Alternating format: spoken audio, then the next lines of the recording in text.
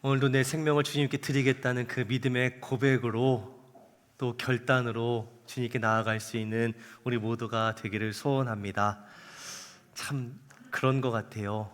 은혜 받을 때에는 말씀을 듣고 주님의 은혜 앞에 설 때에는 정말 내 평생에 내 삶을 주님께 드리며 살아가리라 라고 그렇게 결단을 하는데 금방 또 그 은혜를 잊어버리고요. 그쵸? 그 은혜 잊어버리고 그 은혜 놓치고 자꾸만 예전의 모습으로 돌아가 버리려고 하는 모습이 여전히 우리 속에 남아 있음을 봅니다. 그럼에도 우리가 찬양으로 고백했던 것처럼요, 우리를 향한 주님의 그 사랑이, 하나님의 사랑이 영원히 우리와 함께 하신다라고 그렇게 약속해 주고 계시니까요, 그 말씀을 붙들고 한 걸음 한 걸음 나아갈 수 있는 우리가 되기를 소원합니다. 하지만 여전히 우리가 앞날에 대한 걱정, 근심, 두려움은 여전히 있어요. 그렇죠? 솔직히 그렇잖아요. 우리가 이 땅을 살아가는 육신을 가진 존재로서 당장 앞으로 벌어질 일들에 대해서 분명하게 이렇게 된다라고 그렇게 확신을 가지고 말하고 또 그렇게 살아갈 수 있는 사람이 사실 몇이나 있겠어요. 어떠한 경우에도 앞으로 벌어질 일을 확신할 수는 없잖아요. 당장 우리가 예배 끝난 후에 무슨 일이 벌어질지도 모르거든요. 그게 우리의 모습입니다. 그러니까 사실 내일이는 안 몰라요, 하루하루 살아요 하는 게 이 땅을 살아가는 모든 인생들의 모습이지요. 그런데 오늘 말씀을 읽어보니까 앞날에 대한 걱정은 나오지가 않습니다. 지금 모세가 이스라엘 백성들에게 계속 당부하는 내용 중에 사실 이스라엘 백성들이 지금 가나안 정복 전쟁을 앞두고 있으니까 이 전쟁을 어떻게 해야 된다, 어떠한 전략, 전술을 가지고 싸워야 된다라는 그런 이야기들을 할 것 같은데 그런 얘기는 하나도 나오지가 않아요. 당장 이게 눈앞에 있는 일이잖아요. 눈앞에 있는 이 전쟁이라는 엄청난 일에 대한 그런 얘기는 나오지가 않습니다. 그 부분에 대해서는 도리어 확신이 있어요. 하나님께서 하실 것이기 때문에 당연히 이 전쟁에서 이기고 가나안 땅 정복할 것이다. 그러니까 그 부분에 대해서는 어떠한 걱정도 의심도 염려도 두려움도 없습니다. 사실 지금 모세가 걱정하는 건 다른 게 아니에요. 전쟁을 어떻게 할 거냐가 걱정이 아니라 전쟁 끝나고 나서 이기고 나서 어떻게 살까를 더 걱정해요. 가나안 정복 전쟁 이기고 나서 그 땅을 차지하고 나서 하나님 떠나게 될까? 그것만 걱정이에요. 2절에서 그렇게 얘기하죠. 내 하나님 여호와께서 그들을 너에게 넘겨서 내게 치게 하시리니 그때 너는 그들을 진멸할 것이라. 들어가서 차지하게 됐을 때, 이겼을 때 그 이후에 해야 될 것만 더 강조해서 이야기합니다. 왜 그렇게 걱정을 하고 있을까요? 지금 이스라엘의 모습을 보면 전쟁 이기냐 지냐의 문제가 아니라 그 땅 가서 잘 살 수 있을까, 말씀할 수 있을까, 그게 더 걱정이 되기 때문에 그래요. 뭘 걱정하고 있는 거예요? 지금 그 땅 들어가서 배부르고 등 따숩게 되면 하나님 잊어버리고 하나님 떠나고 다른 우상을 섬겨서 멸망의 길로 걸어가게 될 것이 뻔히 보이기 때문에 지금 그게 걱정이 된다라는 거예요. 가나안 땅에 들어가서 이스라엘 백성들이 받게 될 그 영향이 작은 게 아니기 때문에 지금 걱정이 되는 거예요. 이 안에만 있으면 사실 무슨 걱정이 있겠어요. 근데 우리가 예배 이후에 한 주 동안 세상에 나가서 살아야 되잖아요. 세상에 나가서 살면서 우리가 받는 영향들이 있잖아요. 그 영향들이 작은 것이냐는 거예요. 그냥 무시하고 아예 뒤로 넘겨버리든지 치워버리든지 하고 갈 수 있는 그런 영향들이냐는 거예요. 절대로 우리가 세상 가운데 받게 될 영향은 작은 것들이 아니거든요. 지금 이스라엘이 가나안 땅에 들어가서 그 원주민들에게 받게 될 영향력도 결코 작은 게 아니에요. 지금 그 땅에 들어가서 이 가나안 원주민들이 가지고 있는 남겨놓은 혹은 만나면서 받게 될 영향들이 크게 두 가지가 있습니다. 첫 번째 가장 큰 영향은 뭐냐? 우상 숭배입니다. 그리고 두 번째는 성적인 타락입니다. 우상 숭배의 영향을 받게 되는 거예요. 지금까지는 광야를 쭉 걸어왔으니까 하나님께서 공급해 하늘에서 내려오는 것을 먹었지만 이제 그 땅에 들어가서 농사를 짓고 살려면 어떻게 해야 돼요? 비도 내려야 되고요, 싹도 나야 되고요, 자라기도 해야 되고 열매도 맺어야 합니다. 그러면 일단 중요한 게 비가 내려야 되는 건데 이 가나안 원주민들이 어떠한 문화와 어떤 신앙을 가지고 있어요? 농사를 짓기 위해서 비를 내려주는 신이 바알과 아세라라고 그렇게 믿고 있는 거죠. 또 그 바알과 아세라를 믿는 사람들이 지금까지 농사를 잘 짓고 풍요롭게 잘 살았죠. 그러니까 이스라엘은 언제든 그 우상 숭배의 영향을 받을 수가 있는 거예요. 비가 안 내리면 어디로 찾아가게 되는 거예요? 비 내려준다고 약속한 바알과 아세라를 찾아가게 된다라는 거예요. 우리도 세상 살면서 그렇잖아요. 어떠한 문제가 있을 때에 그 문제를 해결해 줄 세상의 방법부터 먼저 떠오르게 되는 거잖아요.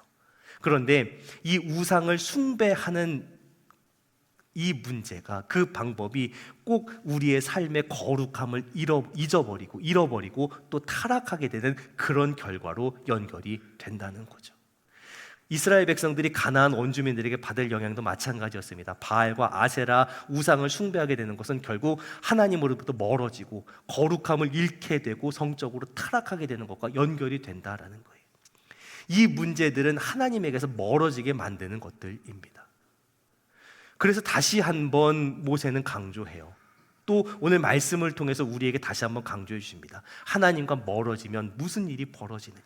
하나님을 떠나면, 단을 신을 섬기게 되면 걸어가게 될 길은 멸망의 길이라는 거예요. 하나님의 진노가 임하게 되고 멸망의 길로 가게 된다는 거예요. 그런데 정말 심각한 문제는 뭐냐? 이걸 꼭 내가 확인해 보려고 해요. 그런 말이 있잖아요. 똥인지 된장인지.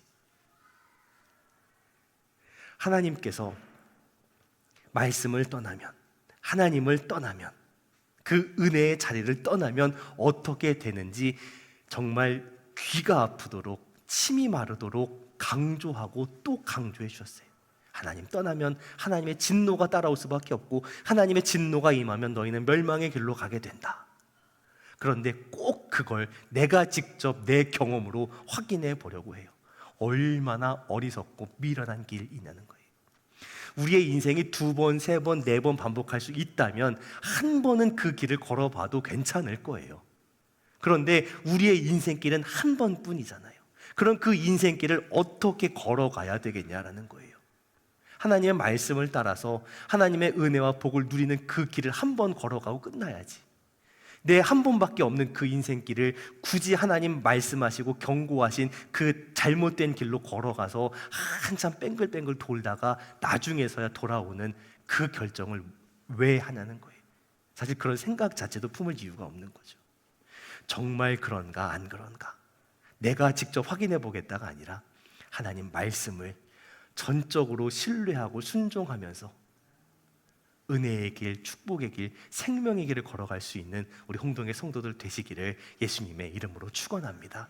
그러니까 타협할 생각을 처음부터 버리라는 거예요. 내가 어떻게 할 수 있겠지라는 생각을 버리고요. 어떻게요? 가나안 족속을 진멸해라. 처음부터 그렇게 명령하신 거예요. 그런데 그 말씀을 듣고 우리는 그런 생각을 합니다. 하나님 너무 잔인하시다. 은혜의 하나님, 사랑의 하나님, 자비의 하나님이 어떻게 그 가나안 원주민들 하나도 남기지 말고 어른부터 어린 아이까지 그 땅에 있는 짐승까지 하다못해 우상에 입혀져 있는 은과 금까지 싹 없애버리라 라고 그렇게 명령을 하실까? 너무하신다. 너무 잔인하시다. 이 사람들도 하나님께서 은혜 베푸셔서 품고 가르치셔서 하나님 백성으로 좀 삼으시면 안 되나라는 그런 생각을 해요. 그런데 이 가나안 원주민들을 좀 그렇게 하나님 백성 만들어 놓으려면, 그렇게 품고 가르쳐서 하나님 백성 만들어 놓으려면요, 누군가 본을 보이는 사람이 있어야 합니다. 이스라엘 백성이 사실 먼저 똑바로 서서 그 본을 보여줘야 돼요. 근데 이스라엘이 과연 그렇게 할 수 있을까요? 사실 솔직히 지금까지 보여준 이스라엘의 모습을 보면요, 사소한 유혹 앞에서도 금방 흔들려 버리고 그 유혹에 쉽게 빠져버렸잖아요. 그리고 나서 언제든 휙휙 넘어져 버렸잖아요. 지금까지 보여준 이스라엘 모습이 그렇거든요. 그러면 이 가나안 원주민들이 문제가 아니에요. 괜히 거기에 노출시켰다가 그 영향을 받아서 유혹에 빠지고 멸망의 길을 걷게 된 이스라엘 백성은 어떻게 해요? 그러니까 지금 사실 이 가나안 족속을 진멸하라는 명령은요, 이스라엘 백성을, 언약 백성인 이스라엘 백성을 보호하시기 위한 하나님의 명령인 거예요. 노출되었다가 영향받고 멸망의 길을 가지 않아야 된다 라고 하시는 그 하나님의 마음이 담겨 있는 명령이에요. 하나님 말씀은 분명하거든요. 하나님 명령은 분명합니다. 어렵게 설명하지 않으셨어요. 이걸 어떻게 해석해야 되나 고민하고 갈등하면서 적용하도록 만들질 않으셨어요. 하나님 명령은 분명하게 진멸하라입니다. 진멸하라. 받아들일 생각하지 말고, 영향받을 생각하지 말고 진멸하라예요. 그런데 우리는 자꾸만 그 말씀 앞에서 뭔가 토를 달려고 합니다. 진멸하라고 명령하셨으면 진멸하면 됩니다. 하나님 말씀대로 살아가라고 명령하셨으면 그대로 살면 됩니다. 그런데 이스라엘 백성도 우리도 진멸하라는 명령 앞에서 하나님 명령이 이렇다 저렇다, 하나님 명령 잔인하다, 가나안 족속 불쌍하다, 자꾸 이런 것들을 덧붙이려고 합니다. 왜 자꾸 토를 달고 덧붙이려고 할까요? 이스라엘 백성이나 우리나 적당한 선에서 멈추고 타협하려고 하는 생각이 있기 때문에 그래요. 결국 여호수아서에 가서 이 명령을 기억하지 못하고 가나안 족속들을 진멸하지 못합니다. 언약을 맺고 받아들여주고, 사사기에 가서는 처음엔 진멸하지 못했다였지만 나중에 가서 진멸하지 않았다라고 가요. 조금씩 틈을 내어줍니다. 조금씩 내어준 그 틈 때문에, 하나님 말씀에 토를 달고 그 말씀대로 하지 못했던 그 모습 때문에 결국 이스라엘 백성은 가나안 원주민들의 생각과 문화와 신앙에 물들어 갔습니다. 그리고 결국은 우상 숭배로 인한 멸망의 길을 걷게 됩니다. 우리 마음속에 지금 어떤 생각이 있냐는 거예요. 하나님 말씀은 말씀이고 내 현실은 현실이다. 하나님 말씀은 말씀이고 그 명령은 명령이고 내 인생은 또 다른 문제다 라고 생각하면서 말씀을 듣고도 내 현실과 또 내가 살아가는 이 삶의 자리와 뭔가 타협할 것을 만들 수 있지 않을까라는 생각을 여전히 가지고 있지 않냐는 거예요. 이스라엘 백성의 역사를 통해서, 신명기 말씀을 통해서 하나님 우리에게 다시 한번 우리의 모습이 어떤지, 우리 속에 어떤 생각이 들어있는지 말씀 앞에서 점검하고 확인하라고 말씀하십니다. 혹시라도 우리 속에 이 말씀을 듣고도 내 현실과 내 문제와 세상과 어느 정도 타협하고 믿음의 길을 계속 걸어가는 것을 멈춰야 되겠다라는 그런 생각을 가지고 있다면, 오늘 이 말씀이 다시 한번 우리의 심령을 새롭게 만들고 깨어지게 만들고 하나님 말씀 앞에 서서 끝까지 달려 나아가겠다고 그렇게 결단하는 계기가 될 수 있는 그런 오늘 이 말씀이 될 수 있기를, 우리가 될 수 있기를 예수님의 이름으로 축원합니다. 왜 물들지 않아야 되는 거예요? 왜 우리가 물들지 않으려고 정말 목숨을 걸고 치열하게 이 믿음의 싸움을 싸워야 되는 거예요? 하나님께서 우리에게 베푸신 은혜가 있기 때문에 그렇습니다. 우리가 이 길을 걷게 된 이유, 지금 이 자리에 와 있게 된 이유가 어디 있냐는 거예요. 하나님께서 은혜로 사랑으로 선택해 주신 거룩한 백성이기 때문에 그렇다는 거예요. 뭐라고 6절에서 이야기해? 너는 여호와 내 하나님의 성민이라는 거예요. 거룩한 백성이라는 거예요. 그런데 그 거룩한 백성 된 이유가 뭐예요? 숫자가 많아서 능력이 좋아서 잘나서 그런 하나님의 백성이 된 게 아니라는 거잖아요. 하나님의 사랑, 하나님의 은혜, 하나님의 능력으로 하나님 백성 되었다라는 걸 계속 이야기해요. 우리가 이걸 알아야 믿음의 여정을 걸어갈 수 있어요. 내가 어떠한 사람인지를 알아야 세상이 뭔가 그럴듯한 것을 보여주면서 유혹해도 어디 감히 나를 꼬시려고 들어 라고 그렇게 담대하게 말할 수 있는 거예요. 우리가 누구예요? 우리는 하나님의 거룩한 백성들입니다. 하나님께서 지상 만민 중에서 우리를 택하셔서 하나님의 백성으로 삼아 주셨습니다. 그 믿음의 관계 속에 우리는 있는 사람들이에요. 하나님께서 우리에게 찾아오셔서 우리 가운데 그 믿음의 관계를 시작해 주셨잖아요. 이 믿음의 관계는 물론 하나님의 일방적인 은혜와 사랑으로 시작이 됩니다. 하지만 그 관계가 시작되고 난 다음에는 우리가 하나님께 우리의 믿음의 반응을 드려야 돼요. 하나님께서 은혜와 사랑과 능력으로 우리를 구원해 주셨기에 우리는 하나님을 향한 사랑으로 그 명령과 계명과 법도를 지켜 순종하는 삶으로 반응해 드려야 되는 거예요. 우리가 내 생명 주님께 드리리라고 그렇게 결단하는 거룩하고 순결한 온전한 삶을 살아가는 건 내가 살아도 그만 말아도 그만의 선택사항이 아니라 하나님께서 내게 베풀어 주신 그 은혜와 사랑과 능력에 대한 지극히 당연한 반응이어야 되는 거예요. 그렇게 살아야 우리가 이 세상에서 물들지 않고 치이지 않고 멸망의 길 걷지 않고 살아갈 수 있는 거예요. 하나님 백성이 어떻게 이 세상을 살아갈 수 있냐는 거예요. 그냥 살아가는 것이 아니라 어떻게 세상을 이기며 살아갈 수 있냐는 거예요. 결국 우리가 하나님 백성으로서의 이 거룩한 정체성을 지키고 살아가야 우리가 생존할 수 있는 거예요. 세상과 타협하면서 세상에 물들어가면서 그렇게 세상을 이길 수 있는 건 아니에요. 제가 세상보다 더 강한 능력을 가진다고, 더 돈을 많이 갖는다고 그래서 이길 수 있는 게 아니에요. 우리가 세상을 이기는 방법, 승리하며 살아가는 비결은 하나님께 있습니다. 우리가 세상을 이기는 게 아니에요. 이미 세상을 이기셨다고 말씀하신 우리 주님 안에 거하는 것입니다. 내 안에 거하라고 말씀하세요.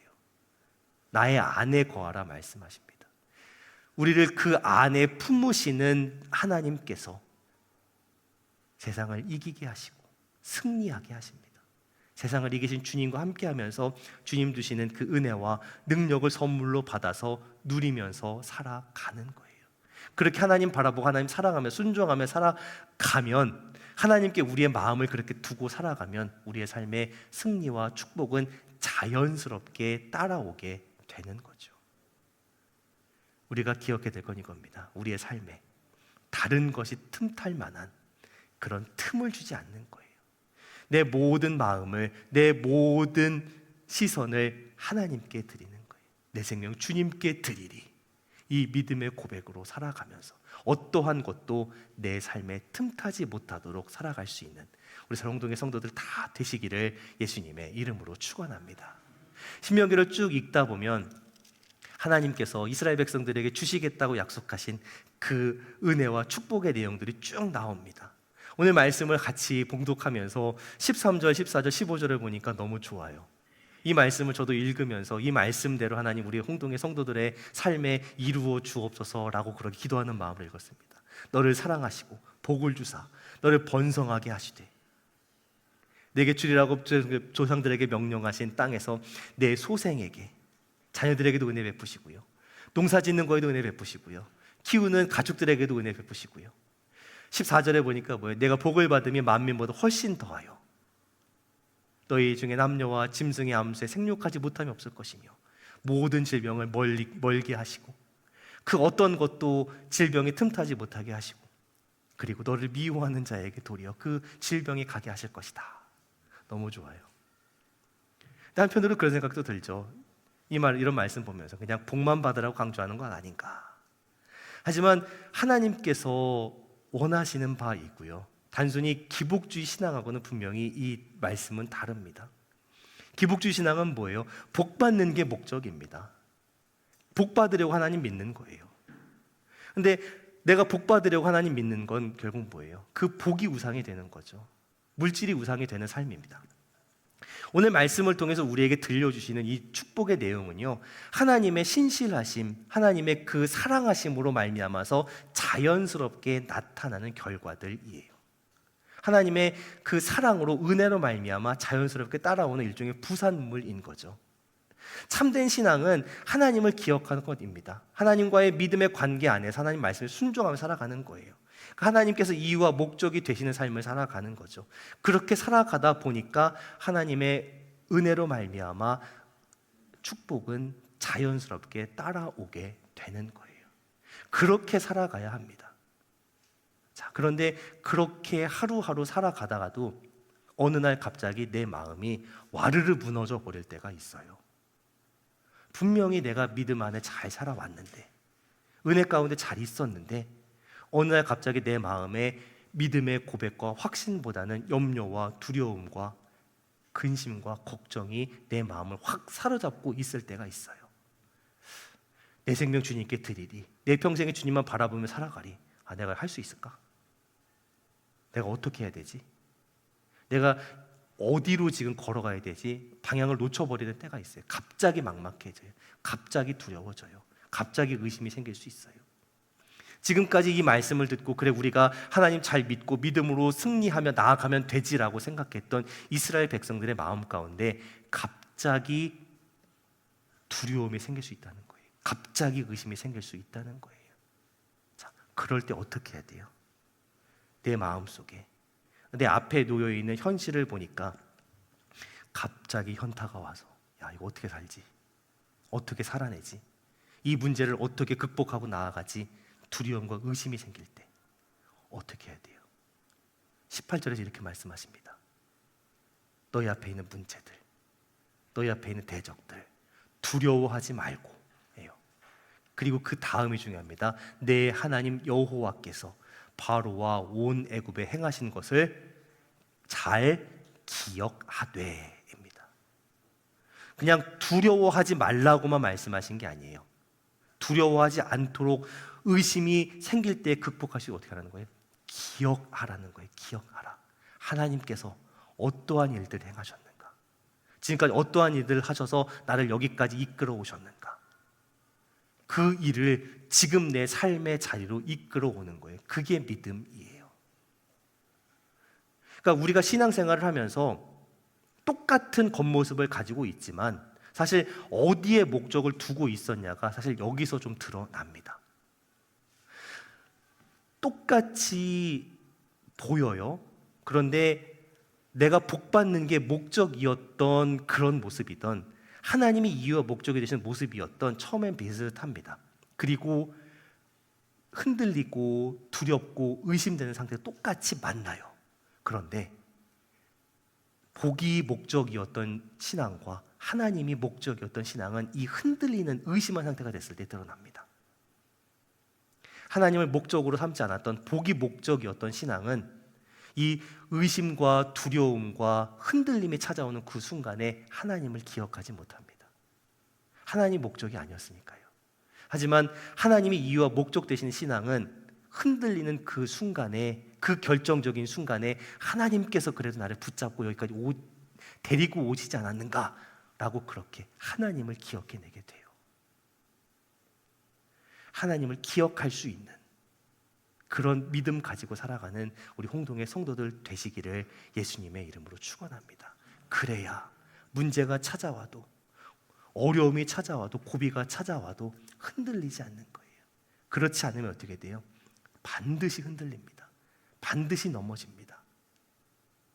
주저앉아서 이러지도 저러지도 못하고 있게 되는 거예요. 하나님 이유와 목적이 되어서 우리의 이 신앙의 여정에 하나님 목적이 되시고 이유가 되시고 하나님을 기억하는 그 믿음의 신앙을 가지고 오늘도 나아갈 수 있는 우리 사랑동의 성도들 다 되시기를 예수님의 이름으로 축원합니다. 오늘 말씀을 통해서 우리가 누구라고 말씀하세요? 너희는 여호와의 성민이라 합니다. 거룩한 백성으로 우리를 택하셨다는 거예요. 구별하셔서 하나님 안에 거할 수 있게 만들어줬다는 거예요. 잊지 마시기 바랍니다. 내가 잘나서 선택받은 게 아니에요. 그냥 사랑하셨습니다. 그래 택하시고 구별하셔서 이 믿음의 여정을 걸어갈 수 있게 하신 거예요. 우리가 그렇게 살 수 있게 하시기 위해서 우리를 그렇게 살게 하신 그 하나님의 은혜와 사랑과 능력을 좀 세상 나가서 자랑하고 선포하고 살아가라고 우리를 그렇게 불러주셨다라고 베드로전서 2장 9절의 말씀을 통해서 다시 한번 확인해 주시죠. 그 은혜와 사랑을 기억하면서 다시 주님 앞에 믿음의 고백과 결단을 드릴 수 있는 우리 홍동의 성도들 되시기를 예수님의 이름으로 축원합니다. 다시 한번 확인하는 거예요. 근데 우리가 자꾸 왜 하나님 백성답게 살기를 주저할까요? 우리가 앞날이 어떻게 될지 모르니까 하는 생각 때문에 그래요. 근데 하나님 우리에게 말씀을 통해서 계속 확인시켜 주십니다. 하나님 백성답게 산다고 우리가 망하는 거 아니에요. 말씀대로 산다고 망하는 거 아닙니다. 우린 잘못 생각해요. 말씀대로 살다가 망하면 어떡하지? 말씀대로 살다가 망하지 않아요. 하나님 떠나서 세상과 적당히 타협하면서 살다가 믿음의 여정을 걸어가는 것, 뛰어가는 것 멈추니까 망하게 되는 거예요. 근데 우리는 반대로 생각하죠. 말씀대로 살다가 망하면 어떡하지? 그렇지 않아요. 우리의 모든 기반은 하나님께 있습니다. 우리의 시작도, 우리의 과정도, 우리의 완성도 하나님께 있습니다. 그러니까 우리가 우리의 모든 삶의 안정감은 하나님께서 찾아야 되는 거예요. 그런데 하나님 안에서 안정감을 찾는 것이 아니라 누군가는 돈에서, 누군가는 사람에게서, 누군가 내가 가지고 있는 지위에서, 또 능력에서 자꾸만 안정감을 찾으려고 하니까 문제가 되는 거죠. 아마도 이스라엘 백성도 비슷한 모습을 보였던 것 같아요. 훨씬 더 강한 쪽을 보니까 내가 가지고 있는 기반이 아무것도 아닌 것처럼 그렇게 느껴졌던 것 같아요. 그런데 그게 전부가 아니라는 거예요. 우리가 붙잡을, 우리가 거할, 우리가 누릴 안정감은 어디에 있는 거예요? 하나님께 있는 거예요. 그러니까 두려워할 이유가 없어요. 21절에서 이렇게 고백하죠. 너희의 하나님 여호와 곧 크고 두려운 하나님이 너희 중에 계심이라 이래요. 하나님께서 우리와 함께 하시는 것, 그리고 우리가 하나님 안에 거하는 것, 이것이 우리의 삶의 안정감이 되는 줄로 믿습니다. 하나님과 함께 있는 것이 우리가 누리는 평안과 축복의 비결이 되는 줄로 믿습니다. 하나님께서 주시는 그 복만 바라보면 잠깐 반짝하고 끝나는 그런 신앙이 되어버려요. 하나님 바라봐야 합니다. 하나님께서 이유와 목적이 되신 삶을 살아야 합니다. 우리를 거룩한 백성 삼으시고 이 믿음의 여정을 걷게 하신 하나님을 바라보면서 살아야 합니다. 그래야 끝까지 갈 수 있어요. 그래야 끝까지 참된 평안과 은혜와 능력을 누리면서 살아갈 수 있는 거예요. 우리를 그렇게 거룩한 백성으로 부르신 하나님 바라보면서 이번 한 주도 믿음 가운데 승리하며 살아갈 수 있는 저와 우리 사랑동의 성도들이 다 되시기를 예수님의 이름으로 축원합니다. 기도하겠습니다.